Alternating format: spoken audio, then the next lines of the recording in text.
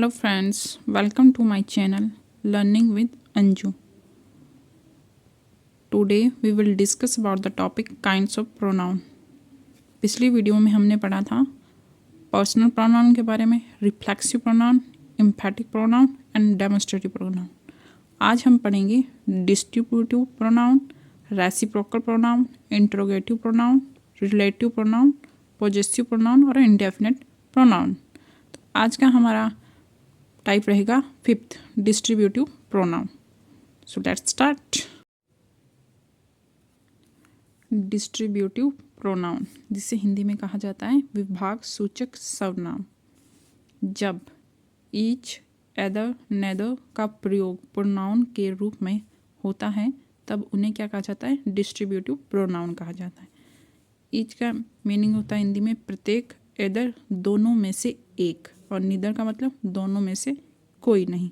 और each, either, निदर के तुरंत बाद नाउन नहीं आता है. ओके, जैसे each of you, each of you is guilty. Each के बाद क्या है? कोई नाउन नहीं है कि तुम में से प्रत्येक दोषी है. इसको क्या कहा जाता है? इसको कहता है डिस्ट्रीब्यूटिव प्रोनाउन. जब ईच के तुरंत बाद नाउन नहीं आता है तो उसे कहा जाता है डिस्ट्रीब्यूटिव प्रोनाउन. नेक्स्ट हमारा रहेगा रेसिप्रोकल प्रोनाउन. हिंदी में उसे कहा जाता है परस्पर वाचक सर्वनाम.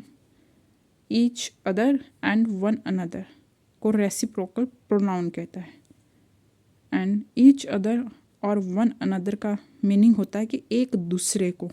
जैसे एग्जाम्पल के थ्रू हम देखते हैं, जैसे ही लव्ड ईच अदर, कि वह एक दूसरे से प्यार करते हैं. कि क्या करते हैं? ईच अदर और वन अनदर क्या है हमारे पास? रेसिप्रोकल प्रोनाउन है. एंड इसका मीनिंग हिंदी में होता है एक दूसरे को, कि ही लव्ड ईच अदर, वह एक दूसरे को क्या करते हैं?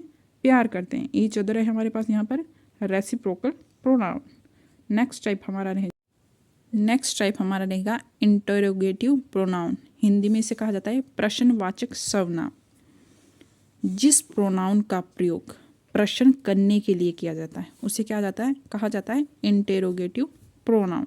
जैसे who, whom, whose, which, what, why, when, how etcetera.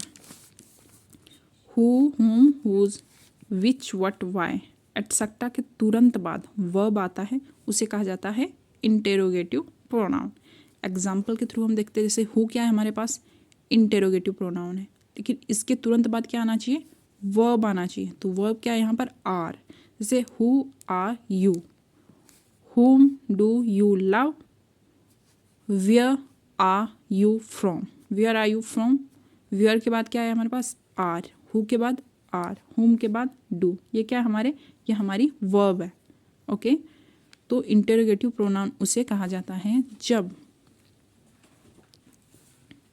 Interrogative pronoun word के बाद तुरंत क्या है? वर्ब आए. ओके, नेक्स्ट हमारे पास टाइप रहेगा इंडेफिनेट प्रोनाउन, अनिश्चित सर्वनाम. जिस प्रोनाउन से किसी निश्चित व्यक्ति, वस्तु का बोध नहीं होता हो. क्या हो? जिससे किसी निश्चित व्यक्ति का भी और वस्तु का बोध नहीं होता हो, उसे कहा जाता है इंडेफिनेट प्रोनाउन. जैसे somebody, somebody का मतलब क्या होता है? कोई, कोई भी है, ये नहीं पता कि कौन है. anybody का मतलब भी कोई भी. some कुछ, all सब आ गए, अब कौन है नहीं पता. none कोई नहीं, many अनेक है, नथिंग कुछ भी नहीं, एटसेट्रा. ये सारे वर्ड क्या है हमारे पास? इंडेफिनेट प्रोनाउन है. हम जैसे यहाँ पर देखते हैं कि somebody has stolen my pen, कि कोई मेरा पेन चुरा लिया है. कौन चुरा लिया है? नहीं पता है. तो जहाँ पर किसी व्यक्ति या वस्तु का बोध नहीं हो उसे क्या कहा जाता है? इंडेफिनेट प्रोनाउन कहा जाता है. तो somebody is a indefinite pronoun. all are foolish, कि सभी मूर्ख है. all, all क्या है हमारे पास? ये हमारे पास इंडेफिनेट प्रोनाउन है, क्योंकि यहाँ पर ये नहीं पता कि कौन मूर्ख है, कि सभी मूर्ख हैं. तो यहाँ पर किसी व्यक्ति, कोई एक पर्टिकुलर व्यक्ति को ये और संकेत नहीं कर रहा है कि कौन मूर्ख है. ऑल वर्ड आ गया तो यहाँ पर हो गया indefinite pronoun. Okay, and next है हमारे पास पॉजेसिव प्रोनाउन, अधिकारवाचक सर्वनाम. जिस प्रोनाउन का प्रयोग अधिकार दिखाने के लिए किया जाए तो उसे क्या कहा जाता है? Possessive pronoun. नाम से ही पता लग रहा है अधिकार, तो अधिकार दिखाने के लिए जिसका प्रयोग किया जाता है उसे कहा जाता है पॉजेसिव प्रोनाउन. जैसे mine, ours, yours, hers, his, यह हमेशा ऑब्जेक्ट के स्थान पर आता है। और ये कौन सा वर्ड है? ये पॉजेसिव प्रोनाउन के वर्ड है और इनका प्रयोग अधिकार दिखाने के लिए किया जाता है। दिस बुक इज़ माइन, कि दिस बुक इज़ माइन, ये अधिकार दिखा रहा है कि ये बुक किसकी है? मेरी है। This book is mine. And that book is yours, किसकी बुक है? ये तुम्हारी है। तो जो ये योर्स वर्ड है ये क्या है? पॉजेसिव प्रोनाउन है, क्योंकि अधिकार दिखा रहा है किस पे? बुक पे। और किसकी जगह यूज किया जा रहा है? ये ऑब्जेक्ट की जगह यूज कर रहा है। हमने यहाँ पर देखा था कि जो ये वर्ड्स है ये हमेशा ही ऑब्जेक्ट के स्थान पर यूज किया जाता है, इसलिए इसे पॉजेसिव प्रोनाउन कहा जाता है। एंड लास्ट टाइप हमारे पास रहेगा रिलेटिव प्रोनाउन, संबंधवाचक सर्वनाम। नाम से ही पता लग रहा है कि संबंध दिखाएगा ये। जो प्रोनाउन दो वाक्यों को जोड़ने के लिए प्रयोग किया जाता है और वह अपने से पहले प्रयुक्त नाउन के साथ संबंध प्रकट करे। किसके साथ प्रकट करे? नाउन के साथ संबंध प्रकट करे, उसे रिलेटिव प्रोनाउन कहा जाता है।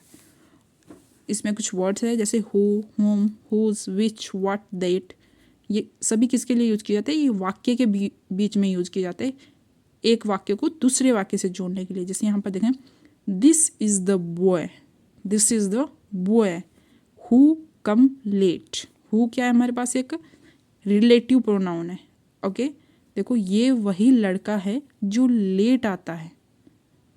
ओके, अब कौन सा लड़का है ये नहीं पता है, तो हमने यहाँ पर एक नाम भी तो हो सकता था कि ये वही लड़का है जो लेट आता है। तो यहाँ पर ये भी हो सकता है कि ये राम है जो लेट आता है। वह अपने से पहले प्रयुक्त नाउन के साथ संबंध प्रकट करें। जो लड़का है क्या? एक ये नाउन है एक। ओके, ये किसके साथ संबंध प्रकट कर रहा है? हु को हम हिंदी में कहेंगे जो, मतलब जो इसके साथ संबंध प्रकट कराए। ये बॉय के साथ हु क्या है? संबंध प्रकट कराए कि ये वही लड़का है जो लेट आता है। That's it. आज हमारे प्रोनाउन के सारे टाइप ख़त्म हो चुके हैं। आई होप आपको हमारी वीडियो अच्छी लगी हो। Thank you and have a great day.